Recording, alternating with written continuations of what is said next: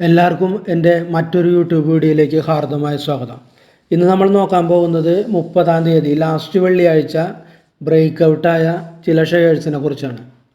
ആദ്യത്തെ share NRB bearings, അതായത് 335 രൂപയുടെ ഇപ്പോൾ കറണ്ട് മാർക്കറ്റ് റേറ്റിൽ നടക്കുന്നത് 17% അപ്പായിട്ടുള്ളത്. വെള്ളിയാഴ്ച 17% അപ്പായി. ഇതാണ് NRB ബെയറിങ്സിൻ്റെ ചാർട്ട്. ഇവിടെ നമുക്ക് നോക്കിയാൽ തന്നെ അറിയാം, ഇവിടെ വ്യക്തമായിട്ടൊരു റെസിസ്റ്റൻസ് ഉണ്ടായിരുന്നു. ആ റെസിസ്റ്റൻസ് വിത്ത് വോളിയത്തോടു കൂടിയാണ് കയറി പോയിട്ടുള്ളത്. നല്ലൊരു അപ് ട്രെൻഡാണ് ഇത്. അപ് ട്രെൻഡ് കാരണം ഒരു ട്രെൻഡ് ലൈൻ വരച്ച് കഴിഞ്ഞാൽ ആ ട്രെൻഡ് ലൈനെ ടച്ച് ചെയ്തിട്ടാണ് പോയിട്ടുള്ളത്.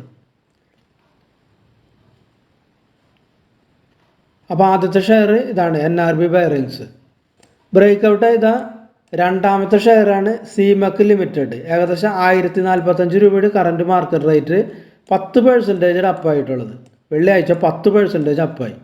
ഇതാണ് സീമക്കിൻ്റെ ചാർട്ടഡ്, ഇൻട്രാഡേ ചാർട്ടഡ് നമ്മളിപ്പോൾ കണ്ടുകൊണ്ടിരിക്കും. ഇവിടെ കണ്ടാലും നമുക്ക് നോക്കിയാൽ അറിയാം, വ്യക്തമായിട്ട് ഒരു റെസിസ്റ്റൻസ് ഇവിടെ ബ്രേക്ക് ഔട്ട് ചെയ്തു. ഇവിടെ കണ്ട ചെറിയ ദിവസം, അതായത് ഒരു മാസത്തോളം ഒരു കൺസോളിഡേഷൻ ഏരിയ ആയിരുന്നു, ഒരു മാസത്തോളം. അത് ബ്രേക്ക് ഔട്ട് ചെയ്ത്, അത് വെറുതെ അല്ല, വിത്ത് വോളിയത്തോടുകൂടി ബ്രേക്ക് ഔട്ട് ചെയ്ത്. നമുക്കൊരു സപ്പോർട്ട് വരുന്നത് ഇവിടെ ഏകദേശം ഒരു 950 റേഞ്ചിലുള്ള ഒരു സപ്പോർട്ട് പോയിന്റ് ഉള്ളതിന്. അപ്പോൾ വരും ദിവസങ്ങളിൽ ഇതൊരു നല്ല രീതിയിൽ കയറാനായിട്ട് സാധ്യത കാണുന്നുണ്ട്. അടുത്ത ഷെയർ നമ്മൾ നോക്കാൻ പോകുന്നത് കൽപ്പതാരു പ്രൊജക്റ്റ് ആൻഡ് ഇൻ്റർനാഷണൽ. 750 രൂപയുടെ ഇപ്പോൾ കറണ്ട് നടക്കുന്ന മാർക്കറ്റ് പ്രൈസ്, അതായത് 7% വെള്ളിയാഴ്ച അപ്പായിട്ടുള്ളത്. 7%. ഇതാണ് കൽപ്പതാരു പ്രൊജക്റ്റിൻ്റെ ഇൻട്രാഡേ ചാർട്ട്. ഇവിടെ ഒരു ലൈൻ വരച്ച് കഴിഞ്ഞാൽ നമുക്ക് വ്യക്തമായിട്ട് മനസ്സിലാവും. ഇവിടെ വോളിയത്തോടുണ്ട്. ഇത്രയും വോളിയം 6 മാസത്തിന് ശേഷം ഇപ്പോഴാണ് വരുന്നത്. ഇത് ബ്രേക്ക് ഔട്ടായി. നമുക്കിവിടെ ഒരു ഗ്യാപ്പ് ഉണ്ട്. ചിലപ്പോൾ ഗ്യാപ്പ് ഫില്ല് ചെയ്യാൻ വന്നുകൂടാന്നില്ല. ഇവിടെ ഒരു ഗ്യാപ്പ് ഉണ്ട്. ഗ്യാപ്പ് കൂടാൻ ചിലപ്പോൾ വരും.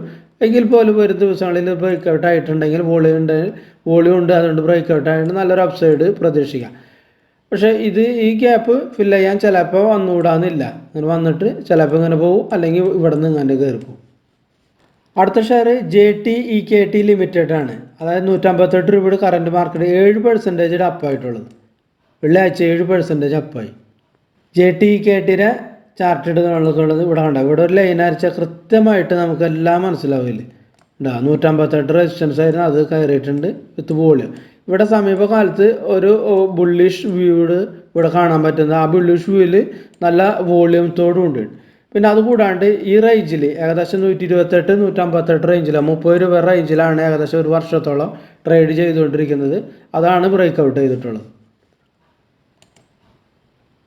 അടുത്ത ഷെയർ റെയിൽടെൽ കോർപ്പറേഷൻ ഓഫ് ഇന്ത്യയുടെ 338 രൂപയുടെ കറണ്ട് മാർക്കറ്റ് റേറ്റ് 15% അപ്പായിട്ടുള്ളത്.